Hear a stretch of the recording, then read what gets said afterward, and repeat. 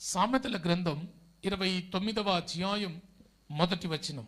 సామెతల గ్రంథం 29వ అధ్యాయం మొదటి వచనం. ఎన్నిసార్లు గద్దించినను లోబడిని వాడు మరీ తిరుగు లేకుండా హఠాత్తుగా నాశనమగును. దీని తర్వాత నాశనం ఉంది.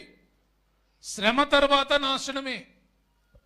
శ్రమలో సరిదిద్దుకొని, అమ్మో దేవుడు నాతో మాట్లాడుతున్నాడు, ఈ హెచ్చరిక నాకే, ఈ గద్దింపు నాకే, ఈ సవరణ నాకే, అవును నేనే పొరపాటు చేస్తున్నాను, నేనే తప్పిదంలో చేస్తున్నాను, నేనే తప్పిపోతున్నాను, నేనే తడబడుతున్నాను, నేనే భక్తిని స్థిరంగా నిలకడగా చేయలేకపోతున్నాను అని బేరీజు వేసుకొని సవరించుకుంటే శ్రమ పోయి దీవెన వస్తుంది.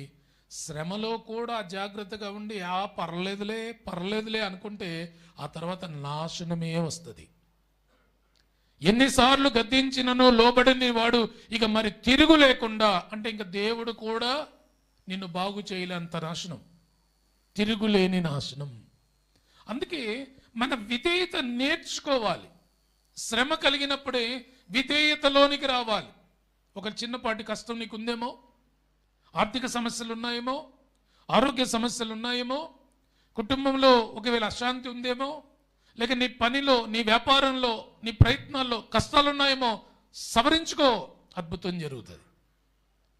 దేవుడు మాట్లాడినప్పుడు లోబడాలి, దేవుడు మాట్లాడినప్పుడు వినాలి.